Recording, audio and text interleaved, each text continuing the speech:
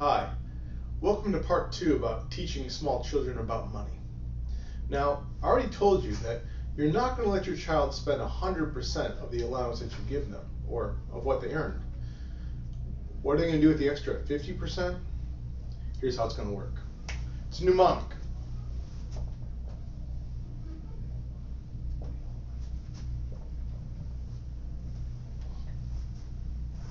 GIS. Give, invest, save, and spend. We're going to have our kids give 10% of whatever they earn or take in to charity. We're going to have them invest 15% in some long-term goal. We're going to have them save 25% for a short-term goal. And we're going to let them spend the rest. Now, what's the overarching theme of GIS? And the answer is, we want to match our children's passion with their money. So let's start with give. We'll get into that. So I told you, we're going to give 10%. Now, why did I put the G first in GIS? I could have made it SIGS, save, invest, give, spend, but I didn't. I made the G first to make it GIS because giving, I think, is one of the most important things that we can teach our children. We need to show them, and we need to help them learn that there are bigger things out there than they are, that they owe things to their community and to others around them. And giving is how we're going to show them. Now, 10% is a very loaded number. Obviously, it shows up in the Bible an awful lot, in Leviticus in particular. Also shows up in current church doctrines as well. We know, for instance, that the LDS Church requires 10% of their members. Now, 10% even goes farther beyond that. It goes to ancient Babylonian times, before the Bible was written. The 10 people had to give 10% of what they got to the king. Now, that was more like a tax. But again, the idea is that 10% is one of those numbers that, well, it hurts a little bit to give it, but it's not going to sink the ship. So, again, I told you that giving is really important to me. And again, it's a little personal because, well, I'm a Gen Yer, as I mentioned before. And it bothers me tremendously that the baby boomers and the greatest generation, the generation before the baby boomers, they call us, Gen Ys, the millennials, the me generation. Because as a generation, we are so self-centered. And that bothers me. Now, I don't think of myself that way. But again, I think they might have something. I think as a generation, we've by and large failed our communities. Again, there are lots of exceptions out there, but again, I think as a whole, we've done a bad job. And what I'd like to do is kind of change that ethos. Again, we're the me generation, but let's go ahead and let's make our children the us generation, the one that takes care of other people. Now, how are we going to match our children's passion to their money in this way? Well, I already told you, my daughter is princess obsessed. And I know there's a charity out there that's going to match her passion for princesses to her money, what she's going to give. And that whether or not it's some group that goes out dressing up like princesses to visit children in sick hospitals, whatever it might be, whenever she's going to put her, well, let's see, $4 times 10% is 40 cents. Whenever she puts 40 cents in her little piggy bank for charity, she's going to know it's going to go to help children who want the same experiences she has with princesses, who share that same passion as hers. And in turn, she'll give much more willingly. For a 4-year-old, that's kind of all you need to do. Give them a couple choices that involve their passion. And if it's cars, you can expand it from the standard, well, every NASCAR driver has a charity of some sort, but you can make it like a Meals on Wheels. They drive meals from one place to another to people that need help. Again, whatever is going to make your child feel more passionate about giving. Now, as they grow older, this concept should grow with them. So that by the time they're 9 or 10, their interests have changed, or maybe even before then, they should start doing research about charities that involve their passion.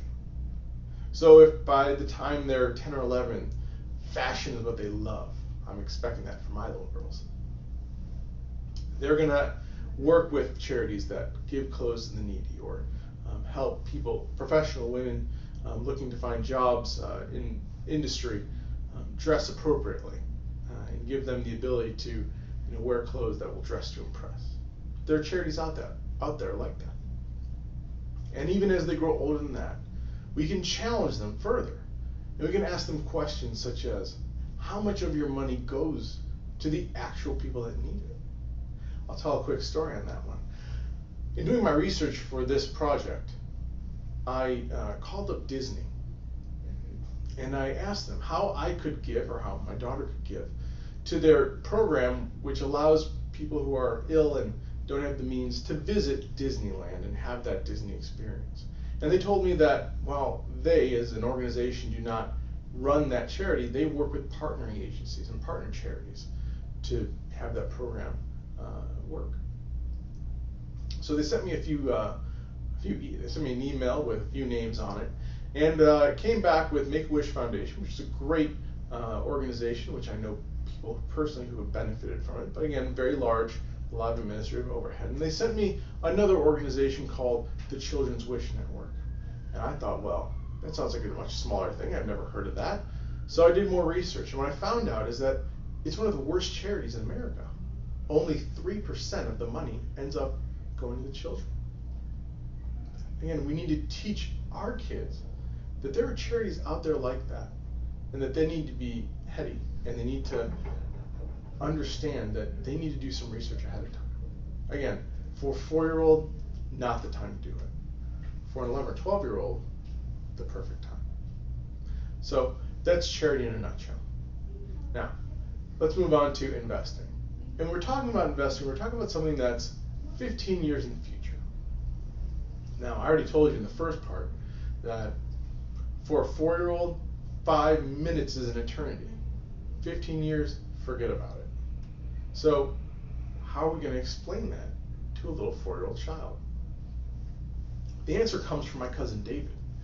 Now, my cousin David and I grew up probably about 20 minutes away from each other, and every single weekend I would go to his house. We all called him Dr. Dave. I don't know why we called him Dr. Dave, but we did. And so Dr. Dave and I, we would play at his house every weekend, and at some point he would bring me up to his room, and he'd take his piggy bank out, he'd dump it on the floor, and he'd look at me very seriously and say, "Aaron, this is for college." And I remember thinking to myself at 5 years old, college? What are you talking about? Because at 5 years old, the only thing I knew is that college meant Northwestern University. Because every single suburban parent worth their salt in Chicago wants their child to go to Northwestern University. So I thought, okay, he's saving to go to Northwestern University. As a 4-year-old, he had no idea what he was saving for, but he knew there was something out there in the future that he needed to be concerned about. And with a 4-year-old, that's all you're going for. Again, you can explain to a child, hey, you go to kindergarten or preschool now, well, you're going to be going to school for a very long time. And at some point, you're going to have to choose to go to college. And college is a really big kind of school. It's very, very expensive. And you need to make sure you have enough money for it. So we're going to save for that. Again, perfect for a 4-year-old. But as our children age, again, we are going to try to match more of their passion with their money. So that if your child has this programming gene in them, that they love computer programming at 10 years old or even sooner, you can say, hey, Caltech, one of the best programming schools, or Harvey Mudd College, one of the best programming schools. Well, you're trying to save to go there so that you can achieve your dream of being the best programmer you can be. And if they don't need to worry about paying for college, again, you could say, well, this is for a business, for that app that you want to start up later on in life, that you can use this as seed money to, again, run with your passion. Again, so we're growing. The concept is growing as our children age. Now, there's a second part of investing, right? There's what to invest And I'm going to disappoint some people here, but it doesn't matter. You're not talking about a lot of money. So what are you best off doing? Trying to invest in something that your child is passionate about. And I told you, my oldest daughter, obsessed with princesses, loves Disney. Well, I think you can guess that the first stock she's going to own is going to be Disney. Is it because I think it's going to do great? I have no idea. Is it because I think it's going to do poorly? I don't know that either. I can't predict any of that. But I do know that Natalie's going to be really, really excited.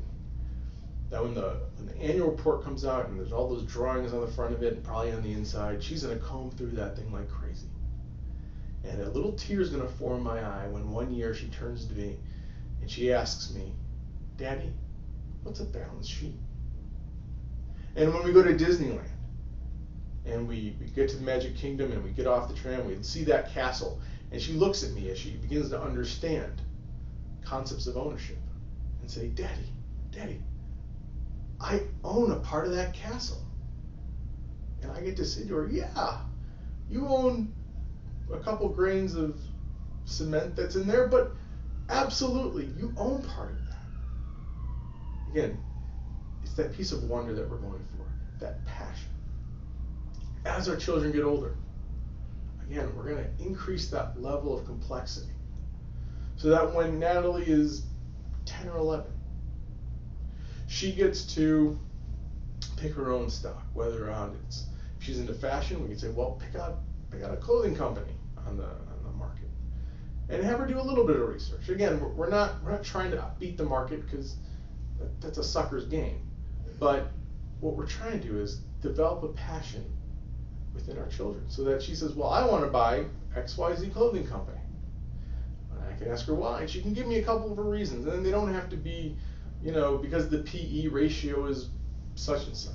It can just be, well, all my friends wear those clothes and it looks like they have good profits, so I think I'll buy them. Okay. Again, just be passionate.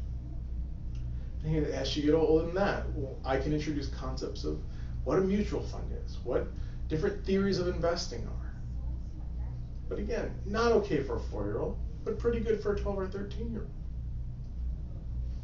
And I'd say involve your financial advisor as much as you can. I meet with children of clients. Usually they're in their early 20s or so.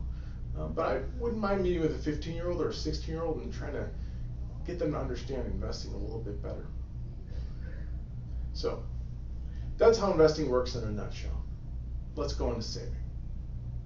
Again, when we're talking about saving, we're talking about a short-term goal. 15% of their money's going to saving. So something that takes maybe a month to a year to save for. So when they go into Target and they look at the Xbox, they want the Xbox, it's $300. Again, that's not something they'll be able to have in a couple of weeks. It might take a few months to save up for that. Again, matching that passion, what they want, that Xbox, to their money, to see them save for it, to see them actually accomplish that savings goal. And when they walk in to finally buy it, have that sense of accomplishment. That's what's really important. Because we're taking our children from a place of where we just give them everything to a place of empowerment where they're in charge of earning the money themselves. And that's a very powerful tool to give to a child. And then we have saving. Saving represents 50% of whatever they take in. Now, my daughter is 4 years old. She'll have $2 to spend. What am I going to let her spend it on? Well, pretty much anything. Now, that doesn't mean we abdicate being parents, right? So when she goes into Target and we're checking out and she hasn't thrown a fit, and she picks up the candy bar and she says, I want this. We're going to say, sure, you can have that. But it's 4:30 and it's close to dinner time. So I can't let you eat it now. When dinner's over, it's kind of close to bedtime, so I can let you eat a quarter of that after dinner. Next day, maybe you can have some in your lunch, or maybe you can have some at dinner again. Again, still subject to house rules. Just because your children have money doesn't mean they don't follow your rules. So that's how the system generally works. Now, in the next section, section 3, I'm going to discuss tips and tricks and places where people might get hung up on certain issues. Again, join me for that one. I look forward to seeing you.